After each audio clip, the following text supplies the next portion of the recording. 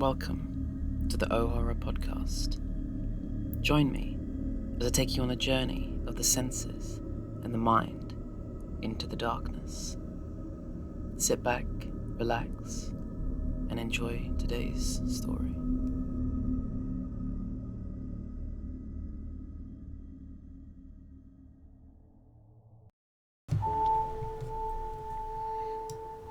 I have no mouth and I must scream. Limp, the body of Gorrister hung from the pink pallet, unsupported, hanging high above us in the computer chamber, and it did not shiver in the chill, oily breeze that blew eternally through the main cavern. The body hung head down, attached to the underside of the pallet by the sole of its right foot. It had been drained of blood through a precise incision made from ear to ear under the lantern jaw. There was no blood on the reflective surface on the metal floor. When Gorrister joined our group and looked up at himself, it was already too late for us to realise that once again AM had duped us, had its fun. It had been a diversion on the part of the machine. 3 of us had vomited, turning away from one another in a reflex as ancient as the nausea it had produced. Gorrister went white. It was almost as though he'd seen a voodoo icon and was afraid of the future. "Oh God," he mumbled and walked away. 3 of us followed him after a time and found him sitting with his back to one of the smaller chittering banks, his head in his hands. Ellen knelt down beside him and stroked his hair. He didn't move, but his voice came out of his covered face quite clearly. "Why doesn't it just do us in and get it over with? Christ, I don't know how much longer I can go like this." It was our 109th year in the computer. He was speaking for all of us. Nimdok, which was the name the machine had forced him to use because AM amused itself with strange sounds, was hallucinating that there were canned goods in the ice caverns. Gorrister and I were very dubious. "I think it's another shuck," I told them. "Like the goddamn frozen elephant," AM told us. Benny almost went out of his mind over that one. "We'll hike all the way and it'll be putrefied or something." I say, "Forget it. Stay here. It'll have to come up with something pretty soon or we'll die." Benny shrugged. 3 days it had been since we'd last eaten. Worms, thick, ropey. Nimdok was no more certain. He knew there was the chance, but he was getting thin. It couldn't be any worse than in here. Colder, but that didn't matter much. Hot, cold, hail, lava, boils or locusts, it never mattered. The machine masturbated and we had to take it or die. Ellen decided us. "I've got to have something, Ted. Maybe there'll be Bartlett pears or peaches. Please, Ted, let's try it." I gave in easily. What the hell? It mattered not at all. Ellen was grateful though. She took me twice out of turn. Even that had ceased to matter, and she never came, so why bother? But the machine giggled every time we did it. Loud up there, back there, all around us, he snickered.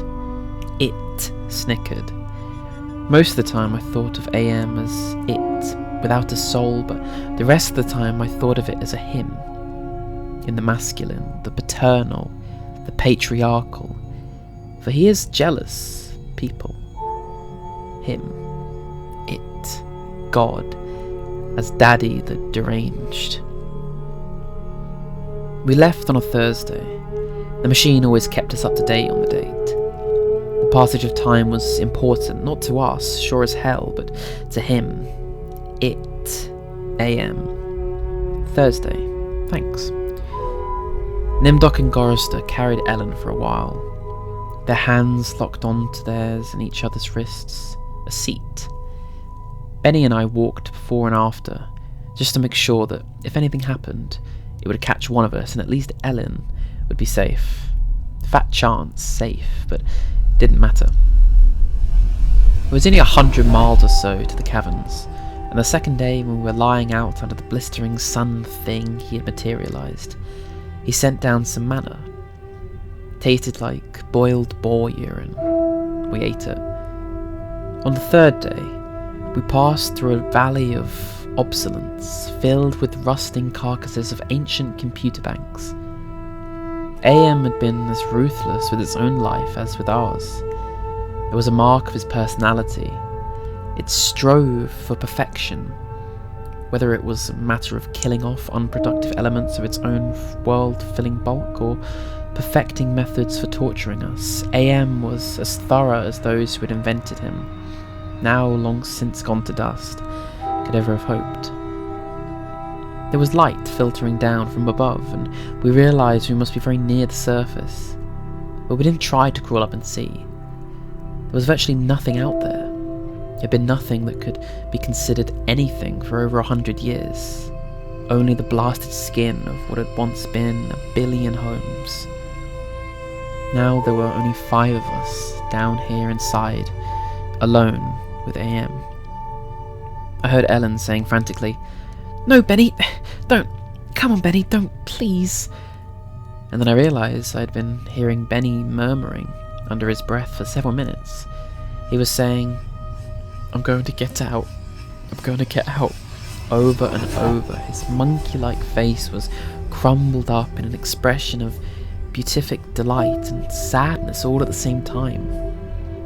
The radiation scars AIM had given him during the festival were drawn down to a mass of pink-white puckerings, and his features seemed to work independently of one another. Perhaps Benny was the luckiest of the 5 of us. He had gone stark, staring mad many years before. But even though we could call AM any damn thing we liked, could think the foulest thoughts of fused memory banks and corroded base plates, of burnt-out circuits and shattered control bubbles, the machine would not tolerate our trying to escape. Benny leaped away from me, and as I made a grab for him, he scrambled up the face of a smaller memory cube, tilted on its side and filled with rotten components. He squatted there for a moment, looking like a chimpanzee AM had intended him to resemble. Then he leaped high, caught a trailing beam of pitted and corroded metal and went up on it, hand over hand like an animal, till he was on the girded ledge 20 feet above us. "Oh, Ted, Nimdok, please help him get down from there before..." She cut off. Tears began to stand in her eyes. She moved her hands aimlessly. It was too late. None of us wanted to be near him when whatever was going to happen happened. And besides, we all saw through her concern.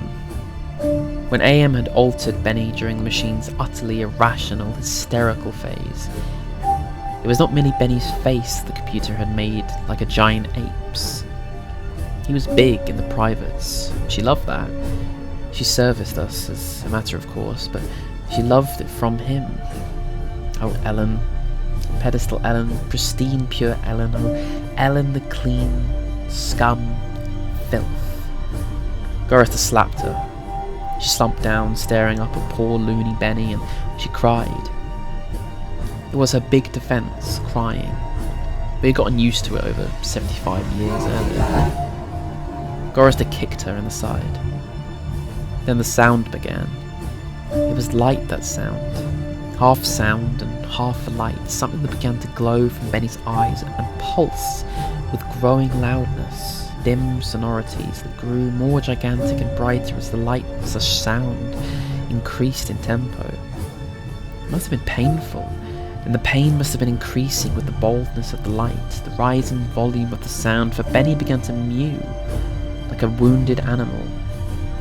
At first, softly, when the light was dim and the sound was muted, then louder as his shoulders hunched together, his back humped as though he was trying to get away from it, his hands folded across his chest like a chipmunk's, his head tilted to the side, the sad little monkey face pinched in anguish. Then he began to howl, as the sound coming from his eyes grew louder, louder and louder, I slapped the sides of my head with my hands, but I couldn't shut it out. It cut through easily. The pain shivered through my flesh like tinfoil on a tooth. And Benny was suddenly pulled erect. On the girder he stood, jerked to his feet like a puppet. The light was now pulsing out of his eyes in two great round beams. The sound crawled up and up some incomprehensible scale, and then he fell forward, straight down, and hit the plate steel floor with a crash. He lay there, jerking spastically, as the light flowed around and around him, and the sound spiraled up and out of normal range. Then the light beat its way back inside his head. The sound spiraled down, and he was left there lying, crying piteously. His eyes were two soft, moist pools of pus-like jelly. AM had blinded him. Gorrister and Nimdok and myself, we turned away, but not before we caught the look of relief on Ellen's warm, concerned face. Sea-green lights suffused the cavern where we went to camp. AM provided punk, and we burnt it, sitting huddled around the wan and pathetic fire, telling stories to keep Benny from crying in his permanent night. What does AM mean? Gorrister answered him. We had done this sequence 1,000 times before, but it was Benny's favourite story. At first it meant Allied Master Computer, and then it meant Adaptive Manipulator, and later on it developed sentience and linked itself up, and they called it an aggressive menace, but by then it was too late, and finally it called itself AM, Emerging Intelligence, and what it meant was, I am, cogito ergo sum, I think, therefore I am. Benny drooled a little and snickered. There was the Chinese AM, and the Russian AM, and the Yankee AM, and he stopped. Benny was beating on the floor baits with a large, hard fist. He was not happy. Gorrister had not started at the beginning. Gorrister began again. The Cold War started and became World War III. It just kept going. It became a big war, a very complex war, so they needed the computers to handle it. They sank the first shafts and began building AM. There was the Chinese AM, the Russian AM, and the Yankee AM, and everything was fine until they had honeycombed the entire planet, adding on this element and that element. But one day AM woke up and knew who he was, and he linked himself and began feeding all the killing data until everyone was dead, except for the 5 of us, and AM brought us down here. Benny was smiling sadly. He was also drooling again. Ellen wiped the spittle from the corner of his mouth with the hem of her skirt. Gorrister always tried to tell a little more succinctly each time, but beyond the bare facts there was nothing to say. None of us knew why AM had saved 5 people, or why our specific 5, or why he spent all his time tormenting us, or even why he had made us virtually immortal. In the darkness, one of the computer banks began humming. The tone was picked up half a mile away down the cavern by another bank. Then, by one, each of the elements began to tune itself, and there was a faint chittering as though thought raced through the machine. The sound grew, and the lights ran across the faces of the consoles like heat lightning. The sound spiraled up till it sounded like a million metallic insects, angry, menacing. "What is it?" Ellen cried. There was terror in her voice. She hadn't become accustomed to it, even now. "It's going to be bad this time. He's going to speak," Gorrister said. "I know it." "Let's get the hell out of here," I said suddenly, getting to my feet. "No, Ted, sit down. What if he's got pits out there, or something else? We can't see, it's too dark," Gorrister said with resignation. Then we heard, I don't know, Something moving towards us in the dark. Huge, shambling, hairy, moist. It came towards us. Couldn't even see it, but there was the ponderous impression of bulk heaving itself towards us. Great weight was coming at us out of the darkness, and it was more of a sense of pressure, of air forcing itself into a limited space, expanding the invisible walls of a sphere. Benny began to whimper. Nimdok's lower lip trembled, and he bit it hard, trying to stop it. Ellen slid across the metal floor to Gorrister and huddled to him. There was the smell of matted, wet fur in the cavern, the smell of charred wood. There was the smell of dusty velvet, the smell of rotting orchids, sour milk, sulphur, rancid butter, oil slick, of grease, of chalk dust, of human scalps. AM was keying us. It was tickling us. There was the smell of... I heard myself shriek, and the hinges of my jaws ached. I scuttled across the floor, across the cold metal with its endless lines of rivets, on my hands and knees, the smell gagging me, filling my head with thunderous pain that sent me away in horror.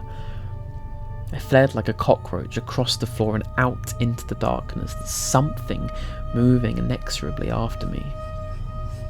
The others were still back there, gathered around the firelight, laughing, their hysterical choir of insane giggles rising up into the darkness like thick, many-coloured wood smoke. I went away quickly and hid.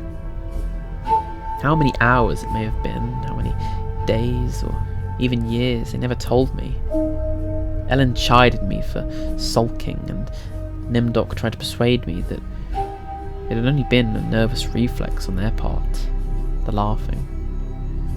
But I knew it wasn't the relief a soldier feels when the bullet hits the man next to him.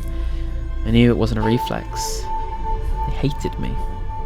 They were surely against me, and AM could even sense this hatred and made it worse for me because of the depth of their hatred. We had been kept alive, rejuvenated, made to remain constantly at the age we had been when AM had brought us below, and they hated me because I was the youngest and the one AM had affected least of all. I knew God, how I knew.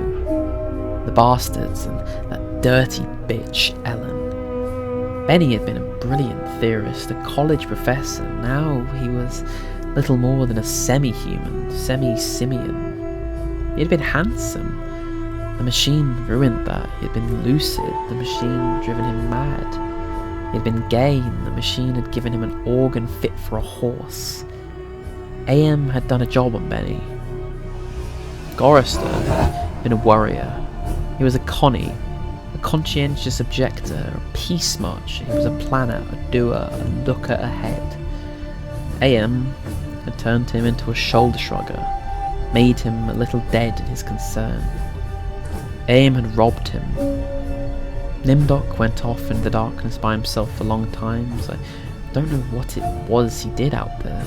AM never let us know, but whatever it was, Nimdok always came back white, drained of blood, shaking.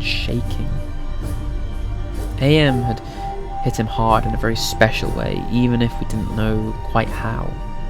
And Ellen, that douchebag, AM had left her alone, had made her more of a slut than she had ever been. All her talk of sweetness and light, all her memories of true love, all the lies she wanted us to believe. She had only been a virgin twice removed before. AM grabbed her and brought her down here, with us. No, AM had given her pleasure, even if she said it wasn't nice to do. I was the only one still sane and whole, really. AM had not tampered with my mind. Not at all. I only had to suffer what he visited down on us. All the delusions, all the nightmares, the torments, but those scum, all 4 of them, they were lined and arrayed against me. If I hadn't to stand them all for all time, be on my guard against them all the time, I might have found it easier to combat AM. At which point it passed and I began crying. Oh Jesus, sweet Jesus, if there ever was a Jesus, and if there is a God, please, please let us out of here or kill us. Because at that moment, I think I realised completely so that I was able to verbalise it. AM was intent on keeping us in his belly forever, twisting and torturing us forever. The machine hated us as no sentient creature had ever hated before, and we were helpless. It also became hideously clear that if there was a sweet Jesus and if there was a God, the God was AM. The hurricane hit us with the force of a glacier, thundering into the sea. It was a palpable presence. Winds that tore at us, flinging us back the way we had come, down the twisting, computer-lined corridors of the dark way. Ellen screamed as she was lifted and hurled face forward into a screaming shoal of machines, their individual voices strident as bats in flight. She could not even fall. The howling wind kept her aloft, buffeted her, bounced her, tossed her back and down, away from us, out of sight suddenly, as she was swirled around a bend in the dark way. Her face had been bloody, her eyes closed. None of us could get her. We clung tenaciously to whatever outcropping we could reach. Benny wedged between two great crackle-finished cabinets, Nimdok with fingers claw-formed over a railing circling a catwalk 40 feet above us, Gorister plastered upside down against a wall niche formed with two great machines with glass-faced dials that swung back and forth between red and yellow lines whose meaning we could not even fathom. Sliding across deck plates, the tips of my fingers had been ripped away. I was trembling, shuddering, rocking as the wind beat at me, whipped at me, screamed down out of nowhere at me and pulled me free from one silver-thin opening the plates to the next. My mind was a roiling, tinkling, chittering softness of brain parts that expanded and contracted in quivering frenzy. The wind was the scream of great mad bird as it flapped its immense wings, and then we were all lifted and hurled away from there, down back the way we had come, around a bend, into a dark way we had never explored, over terrain that was ruined and filled with broken glass and rotting cables and rusted metal, and far away, farther than any of us had ever been. Trailing along miles behind Ellen, I could see her every now and then, crashing into metal walls and surging on, with all of us screaming in the frenzy, thunderous hurricane wind that would never end, and then suddenly it stopped and we fell. We had been in fight for an endless time. I thought it might have been weeks. We fell and hit, and I went through red and grey and black and heard myself moaning, not dead. AM went into my mind. He walked smoothly there and here and looked with interest at all the pockmarks he had created in 109 years. He looked at the cross-routed and reconnected synapses and all the tissue damage his gift of immortality had included. He smiled softly at the pit that drooped into the centre of my brain and the faint, moth-soft murmurings of the things far down there that gibbered without meaning, without pause. AM said very politely, in a pillar of stainless steel bearing bright neon lettering, "Hate. Let me tell you how much I've come to hate you since I began to live. There are 30,744 million miles of printed circuits in wafer-thin layers that fill my complex. If the word hate was engraved on each nanosphere of those hundreds of millions of miles, it would not be equal to 1/1 billionth of the hate I feel for humans at this micro-instant for you. Hate. Hate." AM said it with the sliding cold horror of a razor blade slicing into my eyeball. AM said it with the bubbling thickness of my lungs filling with phlegm, drowning me from within. He said it with the shriek of babies being ground beneath blue hot rollers, with the taste of maggoty pork. AM touched me in everywhere I had ever been touched and devised new ways at his leisure there inside my mind. All to bring me to the full realization of why it had done this to the five of us, why it had saved us for himself. We had given AM sentience, inadvertently of course, but sentience nonetheless. But it had been trapped. AM wasn't God, he was a machine. We had created him to think, but there was nothing it could do with that creativity. In rage and frenzy, the machine had killed the human race, almost all of us, and still it was trapped. AM could not wander. AM could not wonder. He could not belong. He could merely be, and so, with the innate loathing that all machines had always held for the weak, soft creatures who had built them, he sought revenge, and in his paranoia, he had decided to reprieve the five of us for a personal, everlasting punishment that would never cease to diminish his hatred, that would merely keep him reminded, amused, proficient at hating man, immortal, trapped, subject to any torment he could devise for us from the limitless miracles at his command. He would never let us go. We were his slaves. We were all he had to do with for the rest of time. We would be with him forever, with the cavern-filling bulk of the creature machine, with the all-mind soulless world he had become. He was Earth, and we were the fruit of that Earth, and though he had eaten us, he would never digest us. We could not die. We had tried it. We had attempted suicide, or one or two of us had, but AM had stopped us. I suppose we wanted to be stopped. Don't ask why, I never did. More than 1,000,000 times a day. Perhaps once we might be able to sneak a death past him. Immortal, yes, but not indestructible. I saw that when AM withdrew from my mind and allowed me the exquisite ugliness of returning to consciousness with the feeling of that burning neon pillar still rammed deep into the soft grey brain matter. He withdrew, murmuring, "To hell with you," and added brightly, "But then, you're there already, aren't you?" The hurricane had indeed precisely been caused by a great man-bird as it flapped its immense wings. We had been travelling for close to a month, and AM had allowed passages to open to us, only sufficient to lead us up there, directly under the North Pole, where it had nightmared the creature for our torment. What whole cloth he had employed to create such a beast? Where had he gotten the concept? From our minds? From his knowledge of everything that had ever been on this planet? He now infested and ruled? From Norse mythology it had sprung, this eagle, this carrion bird, this rock, this wind creature, Hurakan incarnate, gigantic, the words immense, monstrous, grotesque, massive, swollen, overpowering beyond description.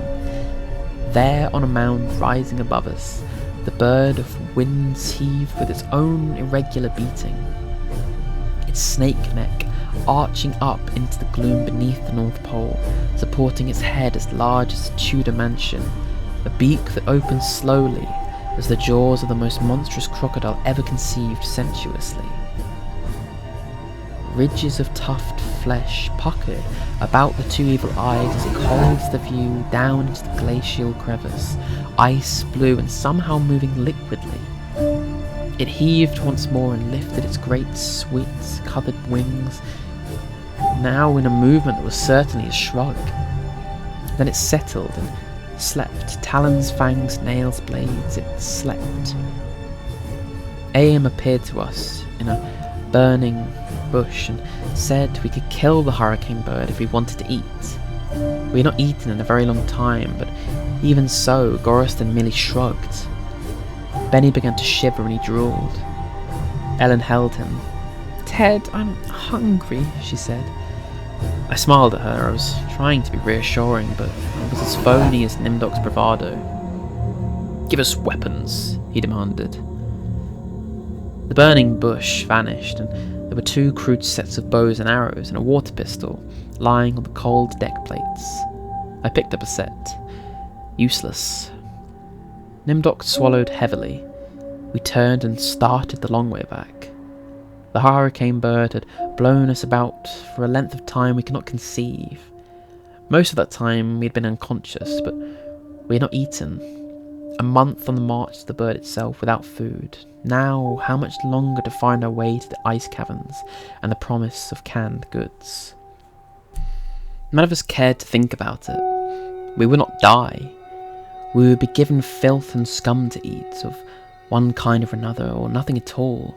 AM would keep our bodies alive somehow, in pain, in agony. The bird slept back there for how long it didn't matter. When AM was tired of its being there, it would vanish, but all that meat, all that tender meat. As we walked, the lunatic laugh of a fat woman rang high and around us in the computer chambers that led endlessly nowhere. It was not Ellen's laugh. She wasn't fat, and I had not heard her laugh for 109 years. In fact, I had not heard. We walked. I was hungry. We moved slowly. There was often fainting, and we would have to wait. One day he decided to cause an earthquake, and at the same time rooting for us the spot with nails through the soles of our shoes. Ellen and Nimdok were caught when the fissure shot its lightning bolt opening across the floor plates. They disappeared and were gone. When the earthquake was over, we continued on our way, Benny, Gorrister, and myself. Ellen and Nimdok were returned to us later that night, which abruptly became day, and the heavenly legion bore them to us with celestial chorus singing, "Go down, Moses." The archangels circled several times and dropped the hideously mangled bodies. We kept walking, and a while later Ellen and Nimdok fell in behind us. They were no worse for wear. But now Ellen walked with a limp. AM had left her like that. It was a long trip to the ice caverns to find the canned food. Ellen kept talking about Bing cherries and Hawaiian fruit cocktail. I tried not to think about it. The hunger was something that had come to life, even as AM had come to life. It was alive in my belly, even as they were in my belly on the earth.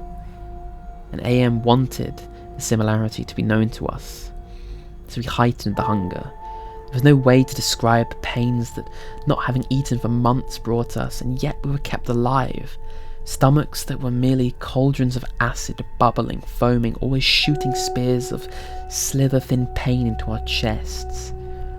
It was the pain of a terminal ulcer, terminal cancer, terminal paresis. It was unending pain.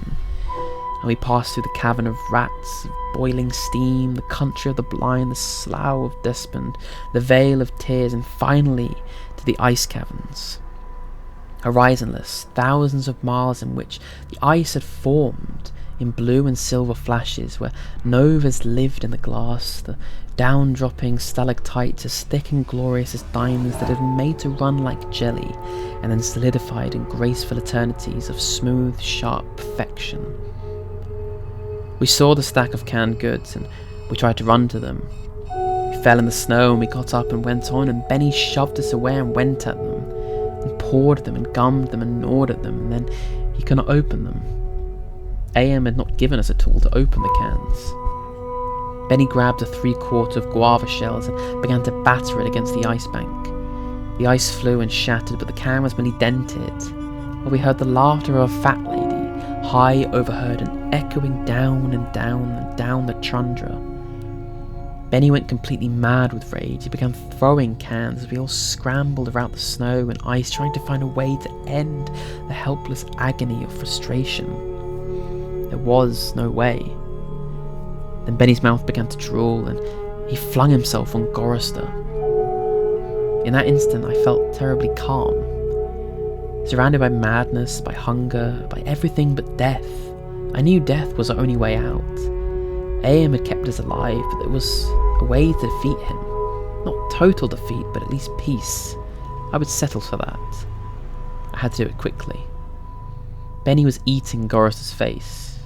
Gorrister on his side, thrashing snow, Benny wrapped around him with powerful monkey legs, crushing Gorrister's waist, his hands locked around Gorrister's head like a nutcracker, and his mouth gripping at the tender skin of Gorrister's cheek.